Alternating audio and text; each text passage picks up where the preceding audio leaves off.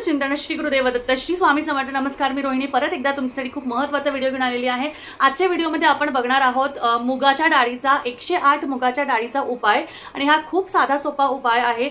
खूप साध्या पद्धतीने आपल्याला ह्या मुगाच्या डाळीचा जी मुगाची डाळ आहे, अख्खी मुगाची डाळ असते, त्याचा आपल्याला उपाय बघायचा आहे। हा उपाय आपल्याला कसा करायचा आहे, काय करायचं आहे, हे सगळं मी तुम्हाला करून दाखवणार आहे। त्यामुळे व्हिडिओ पूर्ण बघा। व्हिडिओ पूर्ण बघितल्यावरच तुम्हाला ते कळेल की आपल्याला कशा पद्धतीने करायचं आहे। तर का आपल्याला हा उपाय करायचा हे मी तुम्हाला सांगते। आपले मुलं बघा, काही खूप गोंडस, आपले मुलं खूप छान असतात, काही ना काही खोडकरपणा करत असतात। मोठी मुलं सुद्धा त्यांना सुद्धा त्यांच्या अभ्यासामुळे, त्यांच्या प्रगतीमुळे त्यांना दृष्ट लागू शकते, नजर दोष लागू शकते। त्यामुळे अशा भरपूर गोष्टी ज्या घडत असतात, त्यासाठी आपल्याला गणपती बाप्पांकडे, विघ्नहर्ताकडे आपल्याला प्रार्थना करायची असते की माझ्या मुलाच्या मागची जी काही इडापिडा असेल ती दूर होऊ दे, संकट त्याच्या मागची दूर होऊ दे आणि त्याची प्रगती होऊ दे। त्यामुळे तुम्हाला हा छोटासा उपाय, जो 108 दाण्यांचा उपाय आहे, तो नक्कीच करायचा आहे। तर जास्ती काही न सांगता बघा, कुठलेही उपाय तापाय आपण का करतो, तर आपल्याला काहीतरी एक पॉझिटिव्हिटी निर्माण करायची असते। आपल्याला आपल्या आयुष्यात काहीतरी नवीन छान घडवायचं असतं, म्हणून आपण ते करत असतो। त्यामुळे चला जास्ती काही न बोलता उपाय आपण का करतो हे तर तुम्हाला सर्वांनाच माहिती आहे, पण त्याचबरोबर तो कसा करायचा, अचूक कसा करायचा हे आपण बघण्यासाठी व्हिडिओ पुढे बघू, ज्याच्याने तुम्हाला सुद्धा कळेल की व्हिडिओ कसा, म्हणजे व्हिडिओमध्ये जसं सांगितलंय ते कसं करायचं। आणि हे तुम्हाला आज रात्री करायचं आहे, संध्याकाळ नंतर करायचं आहे। त्यामुळे संध्याकाळच्या नंतर केल्याने तुम्हाला ह्याचा खूप छान फळ मिळणार आहे। त्यामुळे संध्याकाळच्या दिवाबत्तीच्या वेळेस तुम्ही करा, अगदी रात्री झोपण्याच्या आधी जरी केला तरीही चालेल, काही हरकत नाही, पण नक्की करा। त्याचबरोबर चला आता बघूया काय विधी आहे, कसं आपल्याला करायचं आहे। तर तुम्हाला एक असा हिरवा कपडा लागणार आहे। हिरव्या रंगाचा कुठलाही कपडा, तुम्ही रुमाल घेऊ शकता किंवा एखादा काही तुम्ही ब्लाउज पीस घेऊ शकता। आता तुम्हाला काय करायचं आहे, तुम्हाला तुमच्या घरात जेवढी मुलं आहेत, एक मुलगा असेल, दोन मुलं असतील, किंवा तुमची मुलं लहान जरी असतील, तुमची 3 मुलं असतील कितीही, तर तुमच्या कामात हा रुमाल येत नसेल किंवा तुमच्या कामात हे ब्लाउज पीस येत नसेल, तर तुम्हाला ह्याचे तुकडे करायचे आहे। आता हे बघा, हे एक चांगलं ब्लाउज पीस आहे। अशा पद्धतीने तुम्हाला एक हिरवा रंगाचा एखादा रुमाल किंवा कपडा तुम्हाला घ्यायचा आहे। त्याचबरोबर तुम्हाला घ्यायची आहे मुगाची दाणे। जे हिरवे मूग असतात बघा, हे जे हिरवे मूग आहे, हे हिरवे मूग तुम्हाला घ्यायचे आहे। हिरवे मूगच महत्वाचे आहे। मुगाची डाळ जी पिवळी असते ती नाही, जी रखडलेली अर्धी डाळ असते ती पण नाही, हे अख्खे मुगाचे दाणे तुम्हाला घ्यायचे आहे, जे आपण दर चतुर्थीला ह्याचा उपाय आपण करणार आहोत। हे आपण आजच्या चतुर्थीला, विभुवनी संकष्टी चतुर्थीला ह्याचा उपाय केल्याने अगदी खूप जास्ती ह्याचा आपल्याला नेमका छान असा विशिष्ट फळ आपल्याला मिळत असतं।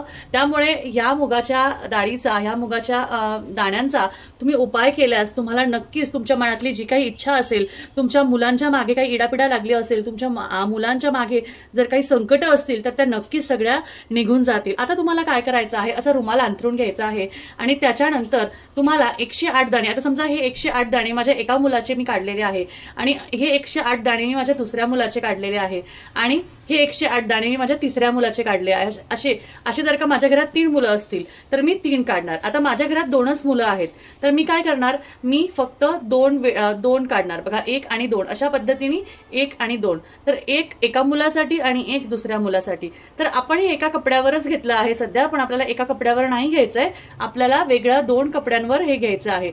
आपल्याला एका मुलासाठी एक वेगळी पोटली आणि दुसऱ्या मुलासाठी दुसरी वेगळी पोटली आपल्याला करायची आहे। आता ह्या कपड्याचा आपल्याला ह्या ज्या कपड्याचा आहे त्याची आपल्याला पोटली करायची आहे। आता ही पोटली करताना तुम्ही कुठलाही गणपती बाप्पांचा मंत्र म्हणू शकता। ही पोटली करताना तुम्ही जेव्हा हे एक दाणा ठेवणार आहेत, आता बघा हे समजा 108 दाणे आहे, तर ओम श्री गणगणपते नमः, श्री गणगणपते नमः, ओम गणगणपते नमः, ओम गणगणपते नमः, ओम गणगणपते नमः, ओम गणगणपते नमः, किंवा ओम श्रीं विघ्नहर्ताय नमः, ओम श्रीं विघ्नहर्ताय नमः, ओम श्रीं विघ्नहर्ताय नमः, ओम श्रीं विघ्नहर्ताय नमः, असं कुठल्याही मंत्राचा जप तुम्ही एक मुगाचा दाना ठेवून तुम्हाला करायचा आहे। कारण तुम्हाला 108 वेळा ती नावं पण घेणार आहात आणि त्याचबरोबर ते 108 दाणे जे आहे ते गणपती बाप्पांना अर्पण पण करणार आहोत। त्यामुळे 108 दाणे आपल्याला आधी मोजून घ्यायचे आहे। असं तुम्हाला तुमच्या 2 मुलं असतील तर 2 वेळा, 3 मुलं असतील 3 वेळा, 1 मुलगा असेल तर एक वेळेस असं तुम्हाला करायचं आहे। तर हे तुम्हाला घ्यायचंय। आता त्यानंतर तुम्हाला ह्याची पोटली बांधून घ्यायची आहे। ही पोटली बांधताना बघा, ही पोटली बांधताना तुम्हाला, आता मी एका कोपऱ्यात तुम्हाला पोटली बांधून दाखवते, कारण हे जे कपडा आहे बघा, असं तुम्हाला एक हिरवा कपडा घेतला की त्यामध्ये तुम्हाला हे मुगाचे दाणे घ्यायचे आहे। हे मुगाचे दाणे असे घेतले की समजा आपले एवढे एका मुलासाठी 108 दाणे झाले, आपल्याकडे ही जी पोटली आहे ही पोटली तयार झालेली आहे। आपल्याकडे बघा ही जी पोटली अशा पद्धतीने तुम्हाला ती बांधून घ्यायची। म्हणजे आपल्याकडे ही छोटीशी पोटली जी आहे, खूप मोठी नाही करायची आहे, खूप अगदी आपल्याला मोठा कपडा नाही घ्यायचा आहे, कारण 108 दाणे एवढ्या छोट्या याच्यामध्ये बसेल, त्यामुळे छोटे तुकडे करून घ्या, काही हरकत नाही। तर आपल्याला अशी जी पोटली आहे ती अशी पोटली तयार करून घ्यायची आहे। आता ही पोटली तुमची मुलं लांब राहत असतील, तुमची मुलं कुठं लांब जर का समजा बाहेर गावी असतील, कुठेही असतील, तरी सुद्धा तुम्ही ह्या पोटलीचा वापर करू शकता। आता हे तुम्हाला तुमच्या मुलाच्या आज रात्री झोपताना तुमच्या मुलाच्या उशाशी तुम्हाला हे ठेवायचं आहे, हे तुम्हाला तुमच्या मुलाच्या उशाशी ठेवायचं आहे आणि रात्रभर ते तिथेच ठेवायचं आहे। आता तुम्ही म्हणाल मुलं आमची जवळ नाहीये, तर मुलाची एखादी वस्तू जी असेल त्यावर ती ठेवा आणि गणपती बाप्पाला प्रार्थना करा की त्याच्या मागची जी काही इडापिडा असेल, ज्या काही गोष्टी असतील त्या दूर करा। अशा पद्धतीने तुम्हाला ही जी पोटली आहे ही तयार करून ठेवायची आहे।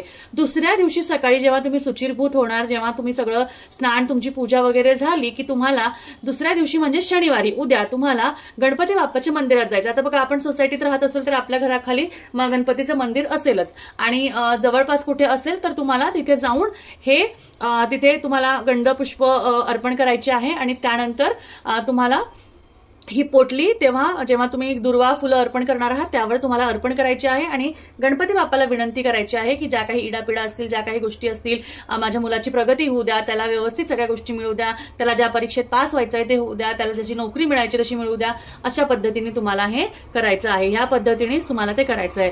तर ह्या अशा गोष्टी केल्याने आपल्या बघा हे उपाय तुम्हाला कुठलाही असं दुर्लाभ होत, त्याच्याने काही दुष्परिणाम होत नाही, पण याच्याने मनोभावेने श्रद्धेने जर का तुम्ही त्या गोष्टी केल्या तर नक्कीच त्याचा तुम्हाला फायदा होतो, नक्कीच त्याचा तुम्हाला लाभ होतो। यामुळे अशा गोष्टी, असे छोटे छोटे उपाय गणपती बाप्पाच्या चरणी आपल्याला अर्पण करायचे आहे आणि आपल्या मुलाबाळांची प्रगती होताना आपल्याला बघायचं आहे।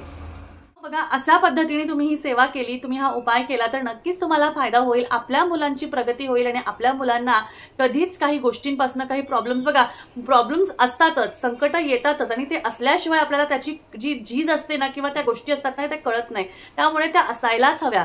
पण त्याचबरोबर खूप जास्ती त्याचा त्रास नको, एका आईच्या मनापासून की खूप जास्ती त्याचा मुलांवर असर नको, म्हणून आपण ह्या छोट्या मोठ्या गोष्टी करत असतो। आपण संकष्टी चतुर्थीचा उपवास धरत असतो, हा आपल्या मुलाबाळांसाठी। गणेश चतुर्थीचा जो उपवास असतो हा शक्यतो आपल्या घरातली प्रगती, घराण्याची प्रगती, मुलांची प्रगती, ह्या सगळ्या गोष्टींसाठीच हा उपवास धरला जातो। त्यामुळे ह्या गोष्टी अशा पद्धतीने नीट नेटक्याने केल्यानेच तुम्हाला तो उपाय चांगल्या पद्धतीने लाभतो आणि त्याचे तुम्हाला निश्चित फळ ही मिळतात। श्रद्धेने मनोभावाने केलेल्या गोष्टींचे फळ अचूक मिळाल्याशिवाय तुम्हाला ते राहत नाही। त्यामुळे चला आजच्या व्हिडिओमध्ये एवढीच माहिती आवडली असेल तर नक्कीच व्हिडिओला लाईक करा, शेअर करा, चॅनलला सबस्क्राईब करा।